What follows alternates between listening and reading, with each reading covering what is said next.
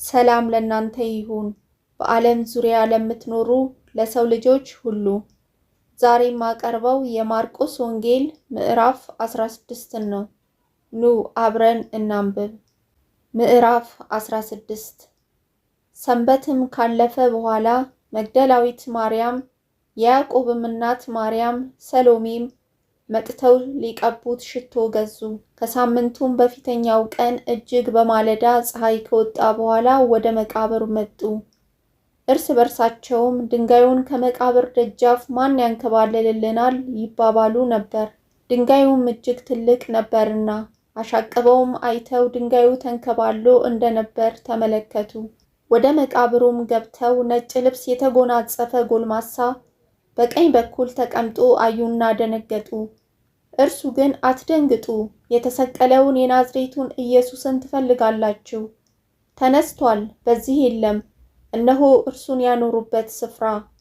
ነገር ግን ሄዳችሁ ለደቀ መዛሙርቱ ለጴጥሮስም ወደ ገሊላ ይቀድማችኋል፣ እንደ ነገራችሁ በዚያ ታዩታላችሁ ብላችሁ ንገሯቸው አላቸው። መንቀጥቀጥና መደንገጥ ይዟቸው ነበርና ወጥተው ከመቃብር ሸሹ። ይፈሩ ነበርና ለማንም አንዳች አልነገሩም። እነርሱም ያዘዛቸውን ሁሉ ለጴጥሮስና ከእርሱ ጋር ላሉት ባጭሩ ተናገሩ። ከዚህም በኋላ ኢየሱስ ራሱ ለዘላለም ድህነት የሆነውን የማይለወጠውን ቅዱስ ወንጌል ከፀሐይ መውጫ እስከ መጥለቂያው ድረስ በእጃቸው ላከው።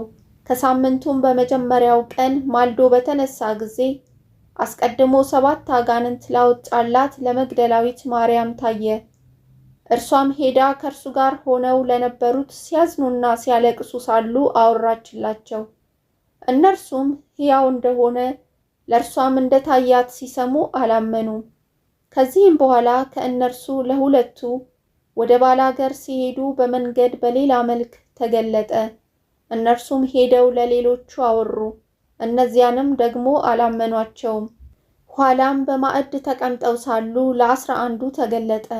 ተነስቶም ያዩትን ስላላመኗቸው አለማመናቸውንና የልባቸውን ጥንካሬ ነቀፈ። እንዲህም አላቸው፣ ወደ ዓለም ሁሉ ሂዱ፣ ወንጌልንም ለፍጥረት ሁሉ ስበኩ። ያመነ የተጠመቀም ይድናል፣ ያላመነ ግን ይፈረድበታል። ያመኑትንም እነዚህ ምልክቶች ይከተሏቸዋል። በስሜ አጋንንትን ያወጣሉ፣ በአዲስ ቋንቋ ይናገራሉ፣ እባቦችን ይይዛሉ፣ የሚገድልም ነገር ቢጠጡ አይጎዳቸውም። እጃቸውንም በድውዮች ላይ ይጭናሉ፣ እነርሱም ይድናሉ። ጌታ ኢየሱስም ከእነርሱ ጋር ከተናገረ በኋላ ወደ ሰማይ አረገ፣ በእግዚአብሔርም ቀኝ ተቀመጠ።